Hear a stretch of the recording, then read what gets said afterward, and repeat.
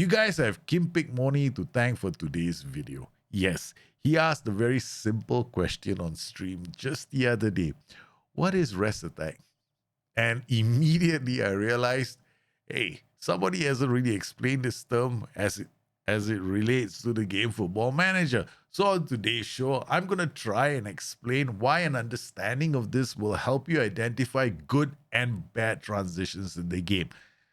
If you can understand rest defense, rest attack, and how different kinds of build-out patterns affect a team and introduce vulnerability to their tactics, if you can understand all this, you'll also be able to identify your own weaknesses. More importantly, when you're playing against an opposition team, you'll be able to guess what their weaknesses are as well. And this will allow you to adapt during a game. Rest defense is about optimal positioning of your players in deeper areas of the pitch when in possession, with the means of controlling defensive spaces in case of an opposition counterattack. These players are positioned in such a way that they limit the chances of a successful counterattack. With good positioning, a team is able to apply pressure high up the pitch, allowing them to control the game. When creating your tactics, you should think in terms of covering the vulnerable areas of the pitch with the least amount of players without compromising your ability to create good goal-scoring chances. Rest attack is just the opposite of rest defense. In other words, do you have players placed in good positions to hit teams on the break, and do you have the right kind of players to initiate that attack? So how does this apply to the game? FM24 introduced a positional play feature where we see some roles rotate into new positions while others shift to make space. Some roles like the Libero, the inverted fullback, and the roaming playmaker now move in such unique ways that they affect how teams look in different phases of play.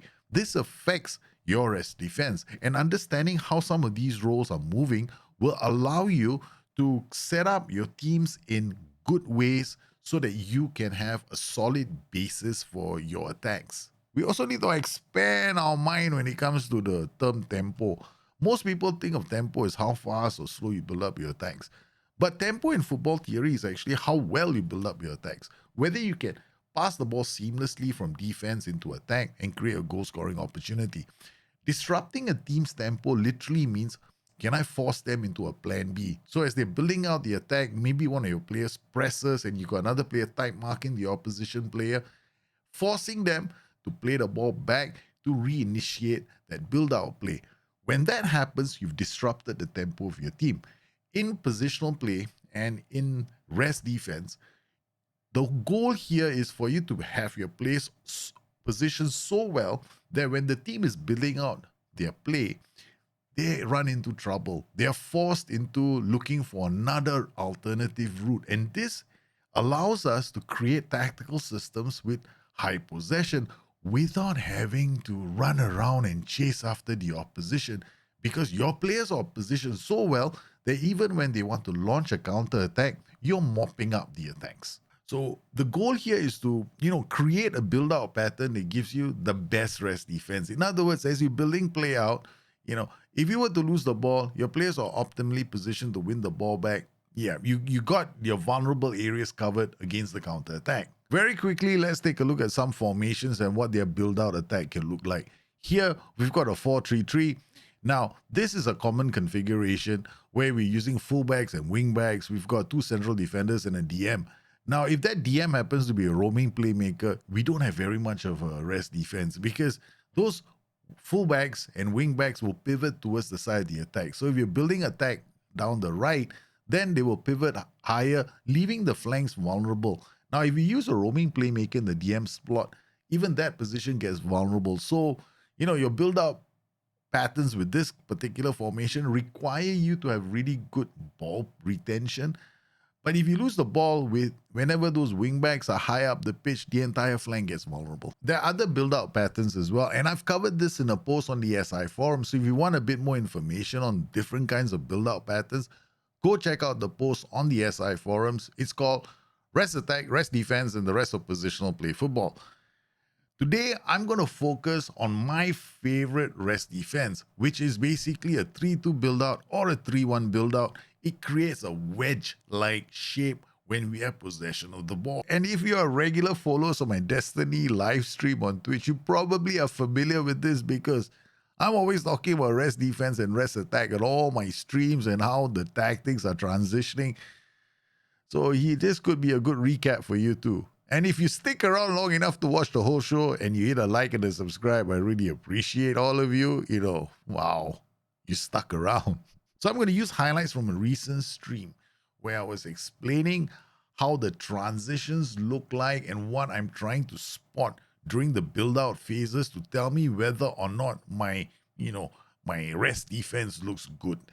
So you come into your tag, you create a new tag. You can do any tag thing.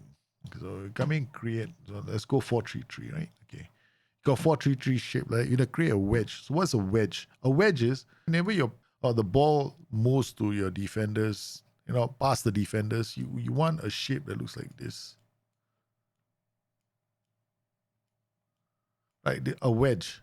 So you get one defender covering here, one defender covering here, one defender covering here. Basically, what you're doing is you're like creating a back three setup, right? So you're creating a back three setup. So the easiest way, of course, to create the back three setup is to use a back three system, right? So if you come in here and you go like, I want to create a wedge, yeah, sure, just go inside here. Yeah. And you got your back three, you got a wedge. Perfect, right? You don't have to do any work. But this uses one extra player, right? You always got one extra defender. Whereas in this kind of a setup, if you wanted to attack with this guy, probably have to play him on attack duty. But in some tactics, right, when you have like a back four, so let's come in here. Now you got 4 at the back, right? So if this was a back four system, you can actually get a wedge shape by opting to use at least one inverted fullback. So this becomes an inverted fullback, he will stay back, right? Then you've got 2 defenders, they're all going to stay back, right? 3. So this guy can run off and become an attacking player. So when he goes up, you got a kind of a wedge, but it's not so central. Inverted fullback, ball playing defender, it might be exposed on this side of the pitch. So the easiest way to do it with a 4-3-3 is actually to go in and turn this guy into a libero. So now when there's a libero, what will happen is this libero push up. He forms a 2 with the other DM. He shifts into the middle because they rotate now in Football Manager, right? So you got inverted fullback here, ball playing defender here, inverted fullback here. So now you got yourself a wedge. Yeah, so you can get a wedge. So you can get a wedge in several setups. Like right now I'm using a 4, right? And I got double DMs and I got box system, right? And I got 3 more strikers. So I want to get a wedge shape from this. How do I get a wedge shape from this? So again, all you got to do is lock down one player as an IFB.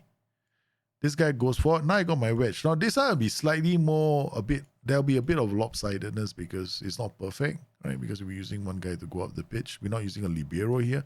But now I got my wedge. I got my 3 here. So he will protect the flanks, right? He won't overcommit. But if you want him to overcommit, then you give him an underlap or an overlap and he will be positioned higher. So now you got your wedge again. 1, 2, 3. Now the game somehow defaults to like this wedge shape all the time. So you can do it with several formations. Like I've got here a 4-3-3, inverted fullback, and libero. And then now I've got inverted fullback here, wingback here. This gives me my wedge. This 3 will help me shift. Of course, you can influence this role by saying, okay, fine, you know what? I want it to be a bit more wider when we have the ball so it comes out. You won't create a wedge with a halfback. Yeah, because the halfback doesn't give you a wedge shape. Because the halfback is always going to push up. Probably the halfback is this, right? Halfback is never going to give you a wedge. You put a halfback here. Like if this setup, right? If I play halfback, what's going to happen is the halfback will drop in. These 2 guys will come out slightly, but the halfback doesn't give me that wedge because they split. But he then pushes in front again. Then I get a back 2. The idea behind a wedge is you want 1 and a central player right in the center in front of the goalkeeper. That's your goal. You always need a player in front of the keeper, 1 here, 1 here. You can't get it with a halfback. Yeah, it's impossible to do it with a halfback. Halfback, you have to commit. The halfback will always vacate their positions. The space in front of the goalkeeper doesn't have somebody there. So your idea behind a wedge is you want to have like a a system which defends like which also defends like a tree. Yeah. Okay, rest defense, right? A lot of people have asked me to do a video on rest defense, but rest defense is nothing but simply when you attack, how do you look like when you're defending? No, how do you look like if you lose the ball? Rest defense is simply that. Yeah. So essentially, when you're attacking, are your players in a very good position if they lose the ball? So I'm attacking here, right? This is why I like the wedge shape. Huh? My favorite shape in the game for defending. See, 1, 2, 3. My wedge, right? I'm attacking, right? So if I lose the ball here, this is my rest defense. My rest defense, I got protection here. He's going to protect this side. I got protection here, right? And then I've got this guy here. This is why I say I like a 3-1 build out, because this guy is immediately in front of my goalkeeper. So if you look at this, right? He's positioned in line with the keeper. Now, a lot of people like to make 4-3-3 tactics with wingbacks on attack, right? When the wingback goes attacking here, they always have gaps. So now if I've got a player attacking this way, I've got this guy who's not too far. He's got the option to pass the ball. If you look at how we're positioned, right? Every position on the pitch is superbly covered, right? Okay. I mean, here there might be some concern, but I doubt it, because we've got enough ample. It's basically, we've got covering players here. So we get into the area. Here again, this is why rest defense. Rest defense is about how your team is positioned. So in the event that you lose the ball, can you win the ball back? So this is them we go. Perfectly positioned. So if your team has got the right shape when they attack, when you lose the ball, you should be able to win the ball back, and you enhance it with the use of counter pressing, because counter pressing will tell your players, hey, we're attacking in this shape. Let's try and win the ball back within 12 seconds. Now, because your players are already positioned nicely, you don't have to worry about the counter press, which allows me now to play the game with whole shape very effectively. So I can play whole shape all the way, right? So what are you doing whenever you're attacking, right? You're just looking at that shape. Wingback attack. Yeah, let's just do something to mess this tactic up. Let's go CM attack. Mazala attack. Okay. Let's go inverted wingback on attack or support. Okay, we put one. Okay, this is quite common. A lot of people might like doing this, right? So inverted wingback on support. Okay, let's do something like this, right? Okay. Then ball playing defender. Yeah. So now I've got 2 inverted wingbacks. So now my tactic is changed. I got inverted wingers. This guy's gonna come here, this guy. So it's gonna be a 2-3 now. Right? So 1-2. This guy comes in here, this guy comes in here, so it becomes a 2-3. Instead of a 3-1, there's no more wedge. Huh? There won't be a wedge now when I'm attacking. See? Now it's a 2-3. So the question now is, what's my rest defense look like? Is it going to be any better? Now the problem is this, right? When I attack like this, right? And if I lose the ball, I might do okay in the center, but I might have a problem down the flanks now. Because just now, these guys were positioned in a decent way to win the ball back. Now, if I lose the ball here, what does my rest defense look like? I got a gap here, right? But there's no opposition player here. So I'm still looking okay. But what if the opposition have a player here in this position? Then I've got no rest defense. If I lose the ball, this place gets exploited. Okay, now if I lose the ball, how does it look? See this now? See the 2 white players? If this was a good team, they attack. What will happen is that this doesn't have a very good rest defense, because these 2 have to deal with 1, 2, 3, the opposition now. The opposition cannot attack me in this area. If they win the ball here and they hoof the ball into this space, this immediately shifts into a 3-2. Right? So they're going to attack me with 3 players. I have to defend with 2. This is an example of how rest defense is affected by your choice of roles and duties. So whenever you play any game, you got to pay a lot of attention to how your roles and duties position themselves when you have the ball. So if I lose the ball at this point, my rest defense is not going to be good. So now, if I go back to this, it'll be a different shape when I lose the ball. See? We're lucky because it's a preseason friendly. But you can tell so much, right? Even in a preseason friendly. If you can start understanding this part of the game, you will win so many games and lose very few games, because you'll be able to tell from the game itself how you look attacking. You get better if you can start identifying the opposition roles and duties and where they go. I see now, this is our shape. We got 3-1, right? Now we have the ball, right? Slowly it takes shape. There we go. He moves out. Now we got a 3. Right? We got 1, 2, 3, 4, 5. Right? So I just wait patiently for the ball to go up. See, as we build up play now, if I lose the ball, at any point now, if I lose the ball, do I look better? I look good now. Right? So this is the first phase, right? Then we watch the second phase as we go into the opposition third. Now, as we go into the opposition third, look at our positioning. This rest defense is so much better than the last one, because the last one we had 2 and we had 3 in the center, right? But the opposition could easily transform into a 3 versus 2. Now the opposition can't transform into a 3 versus 2. They will have the 3 versus 3 situation. Best shape to get in the game of Football Manager is actually a wedge shape, like this wedge shape. And to do this, the best role in the game to do this with right now currently is the inverted fullback. The inverted fullback gives you this shape. 1 inverted fullback, 1 ball playing defender, 1 inverted fullback guaranteed to give you this shape. You can do it with an inverted fullback and 2 ball playing defenders as well in a back 4, right? This can give you another wedge, but this is a bit more lopsided, but because we have 2 DMs that can afford to do this. So, and then the other one is probably a wedge like this, where you have an inverted fullback, you have a Libero, ball playing defender, inverted fullback. Of course, you can do it inverted fullback, ball playing defender, wingback too. It'll be a bit more lopsided, but it's still quite solid. So you can do it in multiple ways, but invariably you end up using 1 inverted fullback at least. And of course, then you've got the other formations like the back 5 with the back 3, which gives you a natural wedge because you got 3 defenders already. So there are, you can get these kind of wedge shapes with a back 3 system, or you can use the inverted fullback. See, it's got like a 3, but you see, I am playing these inverted fullbacks with overlaps. So what this does is it encourages him to shift even higher up the pitch. So let's change to this. Instead of gambit, we use this now. So here we've got IFB, ball playing defender, wingback, right? So what I've got these 3, but now it'll be a bit lopsided. Your wedge will look different in the defensive third, the middle third, and the final third. So now we've got the ball. You see this will happen? We got the 3 here, right? Earlier when we used the inverted fullback, and the inverted fullback, it was a nicer wedge because it was perfectly placed, right? 1, 2, 3. Now you notice there's a bit of a offset in this. So what some players end up doing is they end up adding the stay wider, but it won't stay wide all the way, right? Because it's a play instruction. It's a tendency to do something. Play instruction is all tendency to do something. So it'll still be a bit lopsided. You see there's a gap here now. It's not perfect. We lose the ball, but we still come back as a 4.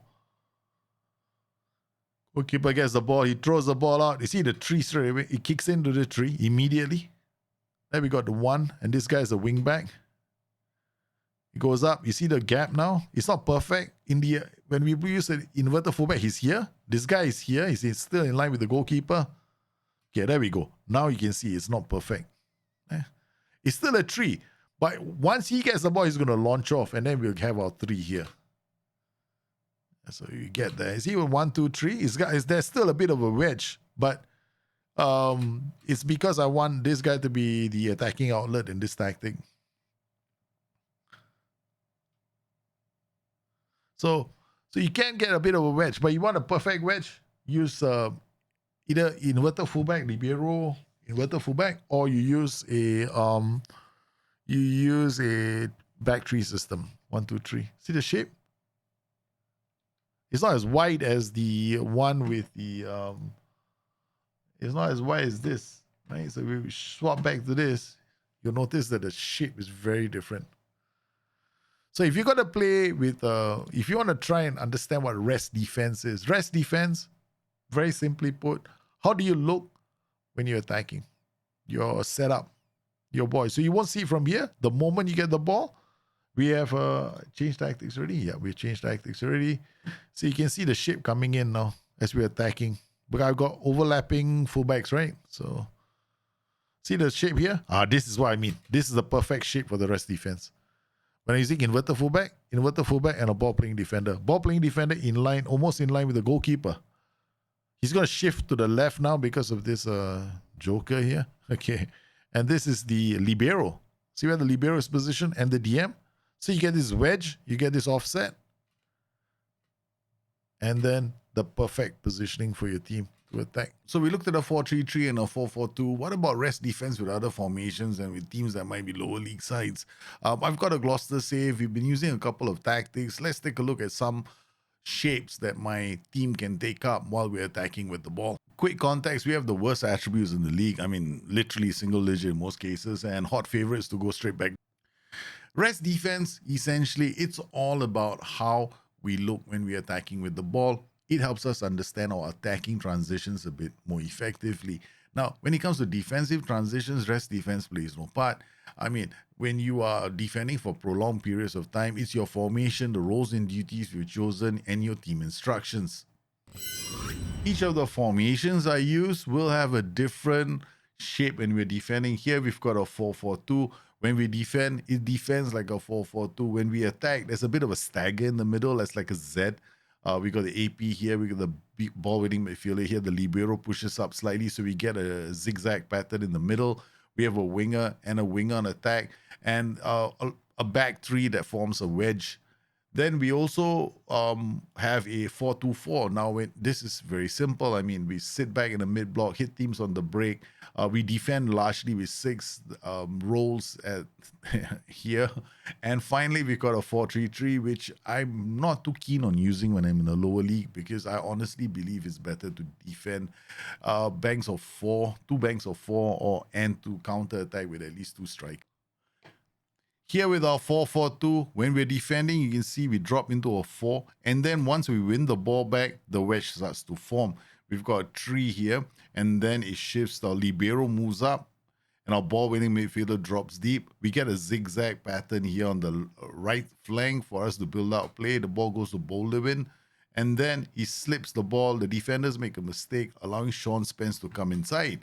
Looking at rest defense here, I'm more interested in the positioning of the players and how they look when we're building out play. If we lose the ball at any one point, I think that the players are in a good position to win the ball back. Here we've got the ball deep in our half after a failed attack. Now we're building out play one more time.